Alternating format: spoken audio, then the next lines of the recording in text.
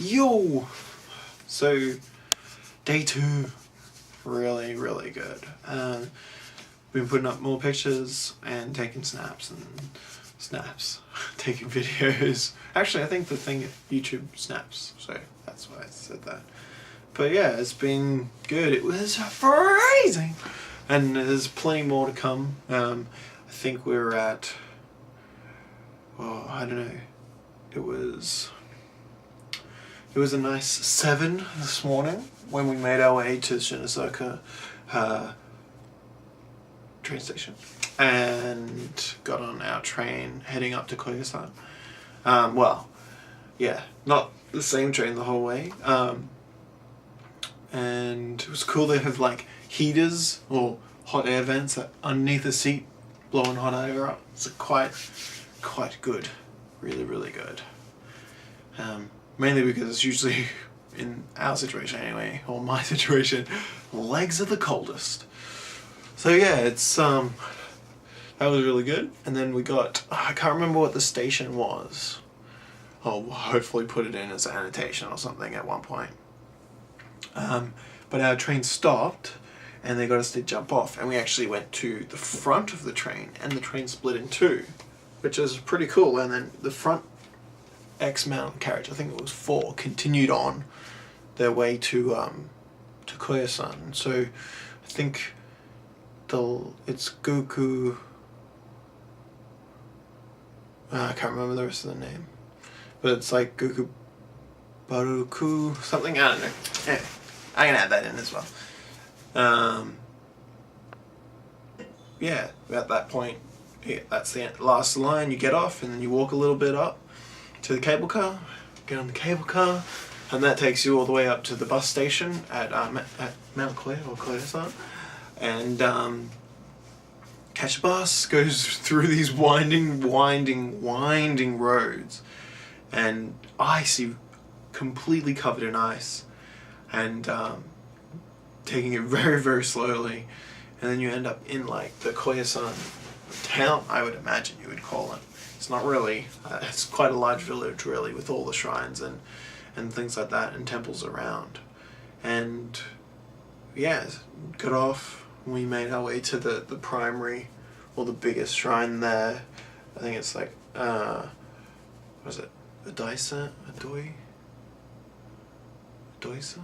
Something like that. I should really remember these things. I've got it in like a book. I should probably have as a cheat sheet for these things.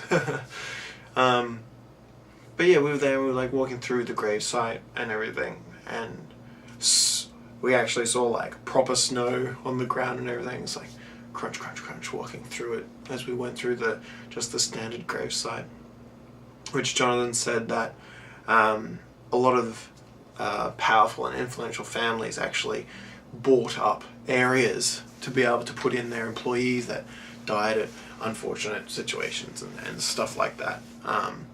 And as a Buddhist shrine,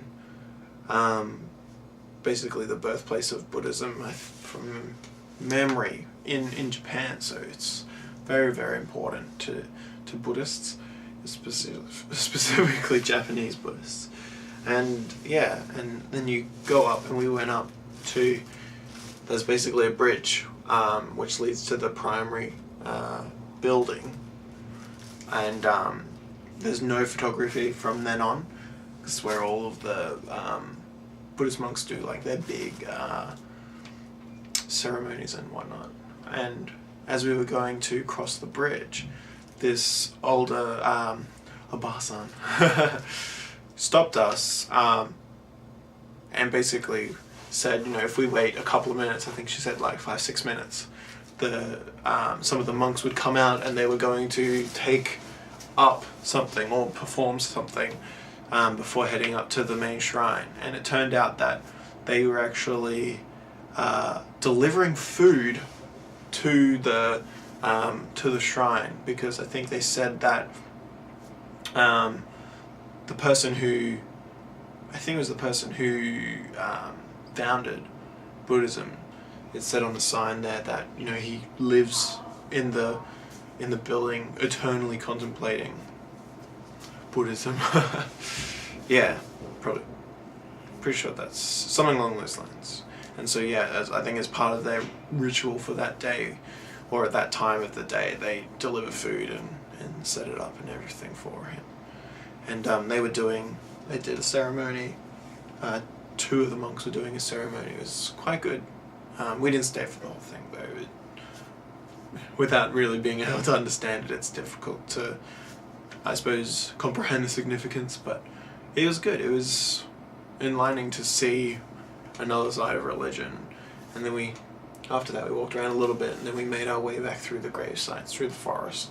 But I think the biggest part of it all, apart from that one, was we went to the museum on Koyasan, and basically a lot of Japanese relics were there.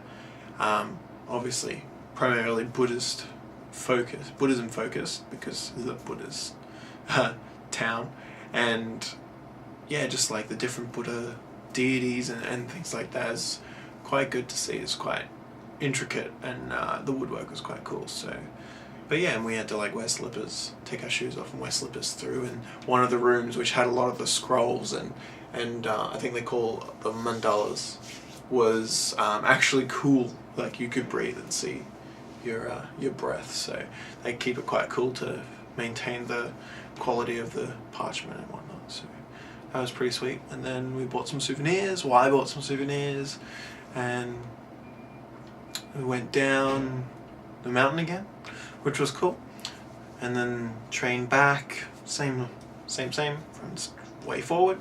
And then we went to Yodobashi, which is a big, not the station or the town or whatever section of the town, I don't know. We went to the actual electronics store, and it is massive. So like 6 floors, 2 basement, 4 floors of actual just electronics. I had to get myself an adapter, and so I could charge all of this technical paraphernalia. And technical, yeah, technology. Yeah, and above that was food and fashion stores, which we didn't get to check out, unfortunately. And then from there we made our way back to Umeda, which is basically Shinosaka, just named differently because that's the actual like town or section of the sub-town or whatever of Shinosaka. We went to an Italian restaurant, which was quite cool, and we had like 4 cheeses carbonara, which was really, really tasty. And found my new favourite beer, which is Asahi Clear. It's quite good. Not good to drink after sweets though, which we did get. And then after that we got, well, before I found out that beer. Before? Yeah, no, this is after, yeah. Jonathan booked all of our rail pass stuff, so that we've got seating, fixed reserve seating, so we definitely can get to everywhere we need to. Unfortunately, a lot of it's booked up because of the locales at where we're going. Coming back from Sapporo is booked up because there's Snow Festival. Everyone who coming back from there, Twilight Express, which is a big attraction for me with the sleeper train, fancy sleeper train. That was all booked up, unfortunately. But we do have some other sleeper trains, which would be cool. And we do have some tough sleeper trains where we actually have to sleep in seats, which will be an interesting experience. But we'll probably be a bit partied out before those things, so we'll probably sleep quite well. But yeah, I'm not 100% sure what we're doing tomorrow, apart from traveling, making our way on our way to Matsumoto for, I think the 4th day is Matsumoto Castle and whatnot, so yeah. But it was cold, layering is very important. Bought some gloves, bought a sick scarf. Never thought I would buy a scarf. Now I own one. It's amazing. And it's ginormous. Beanie, good. Glasses, good. All good. New knee brace, not so good. Cutting off circulation.